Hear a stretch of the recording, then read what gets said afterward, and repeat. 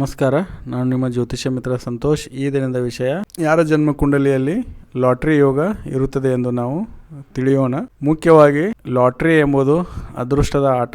ಹಾಗಾಗಿ ಅವರಲ್ಲಿ ಅದೃಷ್ಟ ಸರಿಯಾಗಿರಬೇಕಾಗುತ್ತದೆ. ಅದೃಷ್ಟ ಅಥವಾ ಭಾಗ್ಯ ಅಥವಾ ಲಕ್ ಅಥವಾ ಪೂರ್ವ ಪುಣ್ಯ ಇದು ಇದ್ದಾಗ ಮಾತ್ರ ಅವರಲ್ಲಿ ಲಾಟ್ರಿ ಯೋಗಗಳು ಬಹಳ ಕಂಡು ಬರುತ್ತವೆ. ಲಾಟ್ರಿ ಅಂದರೆ ಸಡನ್ ಆಗಿ ಸಿಗೋದು ಅಥವಾ ನಾವು ಎಫರ್ಟ್ ಮಾಡದೆ ನಮಗೆ ಹಣ ದೊರೆಯುವುದು.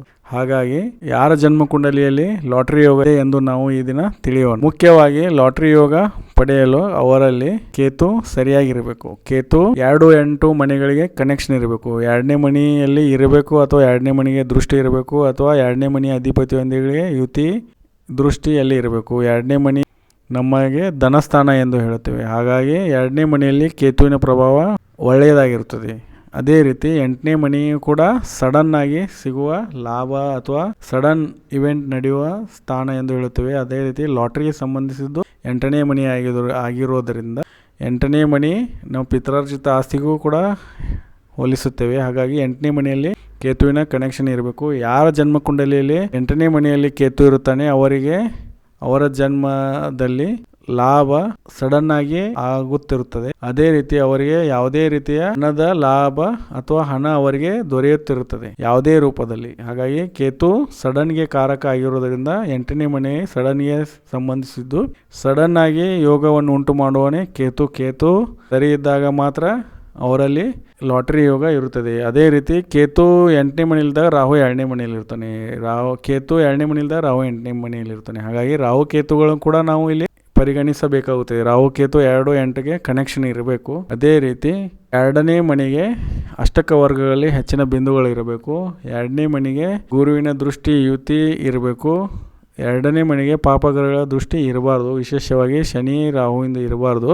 2ನೇ ಮನೆಗೆ ಬುಧನ ಕನೆಕ್ಷನ್ ಇರಬೇಕು. 2ನೇ ಮನೆ ಧನಸ್ಥಾನ ಎಂದು ನಾವು ಹೇಳ್ತೇವೆ. ಹಾಗಾಗಿ 2ನೇ ಮನೆ ಅವರಲ್ಲಿ ಸರಿಯಾಗಿರಬೇಕು. 11ನೇ ಮನೆ ಲಾಭ ಸ್ಥಾನ ಎಂದು ಹೇಳ್ತೇವೆ. 11ನೇ ಮನೆಯಲ್ಲಿ ಹೆಚ್ಚು ಗ್ರಹಗಳು ಇದ್ದಷ್ಟು ಅವರಲ್ಲಿ ಲಾಭ ಪ್ರಮಾಣ ಹೆಚ್ಚಾಗಿ ಕಂಡುಬರುತ್ತದೆ.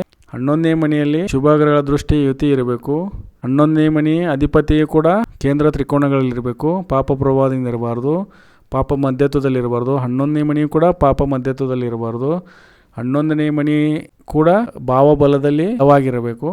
11ನೇ ಮನೆಯ ಅಧಿಪತಿ ಷಡ್ಬಲಗಳಲ್ಲಿ ಬಲವಾಗಿರಬೇಕು. 11ನೇ ಮನೆಗೆ ಕಾರಕ ಗ್ರಹ ಮತ್ತು 2ನೇ ಮನೆಗೆ ಕಾರಕ ಗ್ರಹ ಗುರು ಆಗಿರೋದ್ರಿಂದ ಗುರುಬಲ ಅವರಲ್ಲಿ ಇರಲೇಬೇಕು. ಗುರು ಪೀಡಿತನಾಗಿರಬಾರ್ದು. ಗುರು ಹಸ್ತ ಮೃತ ನೀಚ ಪಾಪ ಮಧ್ಯತ್ವ ಪಾಪ ಕರ್ತರಿ ಯೋಗದಲ್ಲಿ ಇರಬಾರ್ದು. ಗುರು ಹಸ್ತನಾಗಿರಬಾರ್ದು, ಮೃತನಾಗಿರಬಾರ್ದು. ಗುರು ನಮ್ಮ ಲಗ್ನಕ್ಕೆ ಫ್ರೆಂಡ್ಲಿ ಆಗಿರಬೇಕು ಅಥವಾ ಕಾರಕ ಗ್ರಹ ಆಗಿರಬೇಕು. ಮುಖ್ಯವಾಗಿ ಮೇಷ, ವೃಶ್ಚಿಕ, ಧನು, ಮೀನ, ಅದೇ ರೀತಿ ಕನ್ಯಾ, ಮಿಥುನ, ಕರ್ಕ ಈ ಲಗ್ನ ಅಥವಾ ಈ ರಾಶಿಯವರಿಗೆ ಗುರು ಮಿತ್ರ ಗ್ರಹ ಆಗಿರೋದ್ರಿಂದ ಇವರಲ್ಲಿ ಗುರು ಬಲ ಹೆಚ್ಚಾಗಿ ಕಂಡು ಬರ್ತದೆ. ಗುರುವಿನ ಪ್ಲೇಸ್ಮೆಂಟ್ ಕೂಡ ಸರಿಯಾಗಿರಬೇಕು. 6, 8, 12 ಮನೆಗೆ ಕನೆಕ್ಷನ್ ಇರಬಾರ್ದು. ಗುರುವಿನ ಕಂಡೀಷನ್ ಸರಿಯಾಗಿರಬೇಕು. ಗುರುವಿನ ದೃಷ್ಟಿ 2, 11ನೇ ಮನೆಗೆ ಇರಬೇಕು ಅಥವಾ 5ನೇ ಮನೆಗೆ ಇರಬೇಕು, 9ನೇ ಮನೆಗೆ ಇರಬೇಕು ಅಥವಾ ಯಾವುದೇ ರೀತಿಯ ಈ 5 ಮನೆಗಳಿಗೆ ಸಂಬಂಧಿಸಿದಂತೆ 2, 11ಕ್ಕೆ ಇದ್ರೆ ಒಳ್ಳೆಯ ಪರಿಣಾಮ. ಗುರು 2, 5, 7, 9, 11ರಲ್ಲಿ ಒಬ್ಬನೇ ಕುಳಿತು ಸ್ಥಾನ ಹಾನಿ ಮಾಡಿರಬಾರ್ದು. ಗುರು ಶನಿಯೊಂದಿಗೆ ಯುತಿಯಲ್ಲಿರಬಾರ್ದು, ದೃಷ್ಟಿಯಲ್ಲಿರಬಾರ್ದು. ಈ ಪಾಯಿಂಟ್ಗಳನ್ನು ಕೂಡ ನಾವು ಪರಿಗಣಿಸಬೇಕಾಗುತ್ತದೆ. ಹೀಗಿದ್ದಾಗ ರಾಹು ಕೇತು 2ನೇ ಮನೆಯ ಕನೆಕ್ಷನ್ ಇದ್ದಾಗ ಮತ್ತು 8ನೇ ಮನೆಯ ಅಧಿಪತಿ ಕೇಂದ್ರ ತ್ರಿಕೋಣಗಳಲ್ಲಿ ಅಥವಾ 5ನೇ ಮನೆಗೆ ಕನೆಕ್ಷನ್ ಇದ್ದಾಗ, 11ನೇ ಮನೆಗೆ ಕನೆಕ್ಷನ್ ಇದ್ದಾಗ, 2ನೇ ಮನೆಗೆ ಕನೆಕ್ಷನ್ ಇದ್ದಾಗ ಅಥವಾ 8ನೇ ಮನೆಯ ಅಧಿಪತಿ ಕೇಂದ್ರ ತ್ರಿಕೋಣಗಳಲ್ಲಿ ಇದ್ದಾಗ, ವಿಶೇಷವಾಗಿ 2, 11ರಲ್ಲಿ ಇದ್ದಾಗ ಲಾಟ್ರಿಯಲ್ಲಿ ವಿಜಯ ಪಡೆಯಲು ಅಥವಾ ಲಾಟ್ರಿಯಲ್ಲಿ ಸಫಲತೆ ಪಡೆಯಲು ಇದು 3ನೇ ಅಂಶ ಕಂಡುಬರುತ್ತೆ. ಹಾಗಾಗಿ 5ನೇ ಮನೆಯು ಕೂಡ ಇಲ್ಲಿ ನಾವು ಪೂರ್ವ ಜನ್ಮ ಪುಣ್ಯದ ಫಲ ಎಂದು ಹೇಳ್ತೇವೆ. 5ನೇ ಮನೆ ಶುಭವಾಗಿರಬೇಕು. 5ನೇ ಮನೆಗೆ ಪಾಪಗ್ರಹಗಳ ದೃಷ್ಟಿ ಇರಬಾರ್ದು, ಪಾಪಗ್ರಹ ಯುತಿ ಇರಬಾರ್ದು. 5ನೇ ಮನೆಯ ಅಧಿಪತಿ 6, 8, 12ರಲ್ಲಿ ಇರಬಾರ್ದು. 5ನೇ ಮನೆಯ ಅಧಿಪತಿ ರಾಹು ಕೇತುವಿನೊಂದಿಗೆ ಯುತಿ ದೃಷ್ಟಿಯಲ್ಲಿರಬಾರ್ದು ಅಥವಾ ಯಾವುದೇ ರೀತಿ ಅಕಾರಕ ಗ್ರಹಗಳೊಂದಿಗೆ ಪೀಡಿತ ಆಗಿರಬಾರ್ದು. ಇದು ಲಾಟ್ರಿಯಲ್ಲಿ ವಿಜಯ ಪಡೆಯಲು 3ನೇ ಪಾಯಿಂಟ್ ಆಗಿದೆ. ಅದೇ ರೀತಿ ಲಗ್ನ ಅಥವಾ ಲಗ್ನಾಧಿಪತಿ ಕೂಡ ಶುಭದೊಂದಿಗೆ ಇರಬೇಕು, ಶುಭ ಪ್ರಭಾವದಲ್ಲಿರಬೇಕು. ಲಗ್ನಕ್ಕೆ ಶನಿ ದೃಷ್ಟಿ ಇರಬಾರ್ದು ಅಥವಾ ಲಗ್ನದಲ್ಲಿ ಶನಿ ಕುಳಿತಿರಬಾರ್ದು. ಶನಿ ಲಗ್ನದಲ್ಲಿದ್ದಾಗ ಅಥವಾ ಲಗ್ನಕ್ಕೆ ದೃಷ್ಟಿ ಇಟ್ಟಾಗ ಅವರಲ್ಲಿ ಡಿಲೇಗೆ ಕಾರಕ ಆಗಿರೋದರಿಂದ ಮತ್ತು ಅವರ ಲೈಫ್ನಲ್ಲಿ ಯಾವ ಸಮಯದಲ್ಲಿ ಅವರು ಲಾಟ್ರಿಯಲ್ಲಿ ತೊಡಗಿರುತ್ತಾರೆ, ಲಾಟ್ರಿಗೆ ಸಂಬಂಧಿಸಿದ ಕಾರ್ಯಗಳಲ್ಲಿ, ಆ ಸಮಯದಲ್ಲಿ ಅವರ ದಶ ಅಂತರ್ದಶ ಕೂಡ ಅಕಾರಕ ಗ್ರಹಗಳದಾಗಿರ್ಬಾರ್ದು, 6, 8, 12ರದಾಗಿರ್ಬಾರ್ದು. ಮತ್ತು ಅವರ ಜನ್ಮ ಕುಂಡಲಿಯ ಮಾರ್ಕೇಶ್ ಗ್ರಹದ ಸಂಬಂಧಿಸಿದ ಗ್ರಹ ದಶ ಅಂತರ್ದಶ ಇರಬಾರ್ದು. ಗುರು ದಶ ಅಂತರ್ದಶ ಅವರಿಗೆ ಒಳ್ಳೆಯದು. 2, 11, 5, 9, 7ನೇ ಮನೆ ದಶ ಅಂತರ್ದಶ ಅವರಿಗೆ ಇದ್ದಾಗ ಅವರಲ್ಲಿ ಸಫಲತೆ ಪ್ರಮಾಣ ಇನ್ನೂ ಅಧಿಕವಾಗಿರುತ್ತದೆ. ಅವರಲ್ಲಿ ಚಂದ್ರ ಸರಿಯಾಗಿರಬೇಕು. ಚಂದ್ರ ಯಾವುದೇ ರೀತಿಯ ಡಿಸಿಷನ್ಗೆ ಕಾರಕ ಆಗಿರೋದ್ರಿಂದ ಸರಿಯಾದ ಸಮಯಕ್ಕೆ ಸರಿಯಾದ ಡಿಸಿಷನ್ ತಗೊಳ್ಳಬೇಕಾಗುತ್ತದೆ.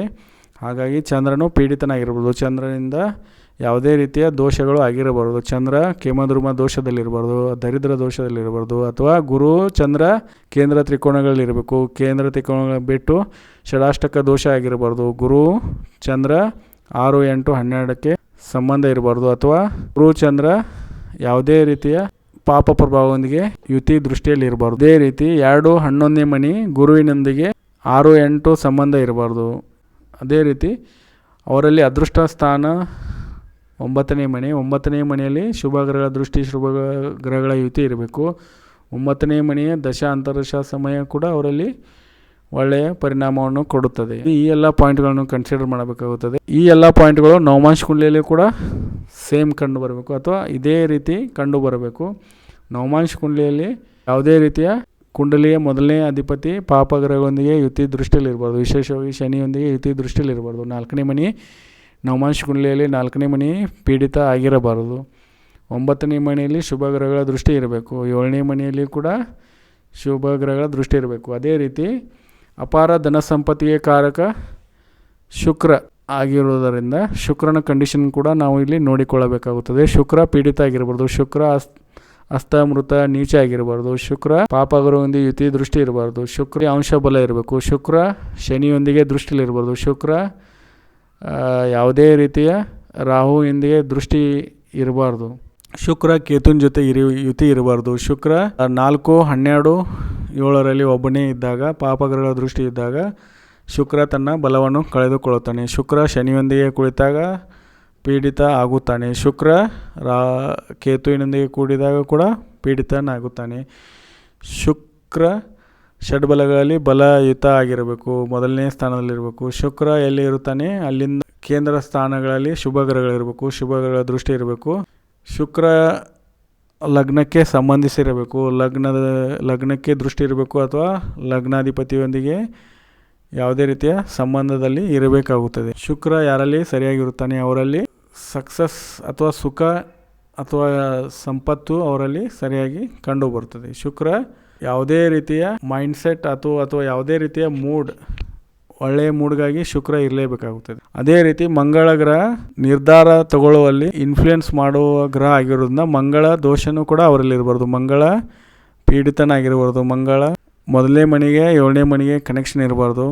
ಮಂಗಳ 4ನೇ ಮನೆಯಲ್ಲಿ 12ನೇ ಮನೆಯಲ್ಲಿ 8ನೇ ಮನೆಗೆ ಕನೆಕ್ಷನ್ ಇರಬಾರ್ದು. ಮಂಗಳ ಮೊದಲನೇ ಮನೆಯಲ್ಲಿ ಇದ್ದಾಗ ಅವರಲ್ಲಿ ಅವರ ಸ್ವಭಾವ ದುಡುಕು ಸ್ವಭಾವ, ಅದೇ ರೀತಿ ಅವರು ಮಾಡುವ ಯಾವುದೇ ಕಾರ್ಯಗಳಲ್ಲಿ ಜಗಳದ ಸ್ವಭಾವ ಆಗಿರುವುದರಿಂದ ಮಂಗಳನ ಅಂಶವು ಕೂಡ ನಾವು ಇಲ್ಲಿ ಪರಿಗಣಿಸಬೇಕಾಗುತ್ತದೆ. ಮಂಗಳ ದೋಷ ಆಗಿರಬಾರ್ದು. ಮಂಗಳ ನೀಚನಾಗಿರಬಾರ್ದು. ಮಂಗಳ 3ನೇ ಮನೆಗೆ ಕಾರಕ ಆಗಿರುವುದರಿಂದ 3ನೇ ಮನೆ ನಮ್ಮ ಎಫರ್ಟ್ಗೆ ಸಂಬಂಧಿಸಿದ್ದು ಅಥವಾ ನಮ್ಮ ಇಚ್ಛೆಗೆ ಸಂಬಂಧಿಸಿದ್ದು.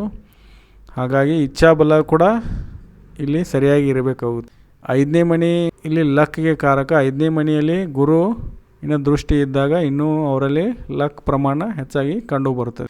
7ನೇ ಮನೆ ಬಿಸ್ನೆಸ್ಗೆ ಸಂಬಂಧಿಸಿದ್ದು ಅಥವಾ ವ್ಯವಹಾರಕ್ಕೆ ಸಂಬಂಧಿಸಿದ್ದು. 7ನೇ ಮನೆ ಕೂಡ ಪೀಡಿತ ಆಗಿರಬಾರದು. ಸೂರ್ಯ ಯಾರಲ್ಲಿ ಸರಿಯಾಗಿರುತ್ತಾನೆ ಅವರಲ್ಲಿ ಲಕ್ ಕೂಡ ಸರಿಯಾಗಿರುತ್ತದೆ. 5ನೇ ಮನೆಗೆ ಕಾಲಪುರುಷ ಕುಂಡಲಿಯಲ್ಲಿ 5ನೇ ಮನೆಗೆ ಸೂರ್ಯನ ಮನೆ ಎಂದು ನಾವು ಹೇಳ್ತೇವೆ. ಸೂರ್ಯ 5ನೇ ಮನೆ ಸ್ವಂತ ಮನೆಯಾಗಿದ್ದು 5ನೇ ಮನೆಯಲ್ಲಿ ಲಾಟ್ರಿಗೆ ಸಂಬಂಧಿಸಿದ ಲಕ್ಗೆ ಸಂಬಂಧಿಸಿದ ಮನೆ ಆಗಿರೋದ್ರಿಂದ 5ನೇ ಮನೆ ಜೊತೆಗೆ ಸೂರ್ಯನು ಸರಿಯಾಗಿರಬೇಕು. ಸೂರ್ಯ ಆತ್ಮವಿಶ್ವಾಸಕ್ಕೆ ಕಾರಕ.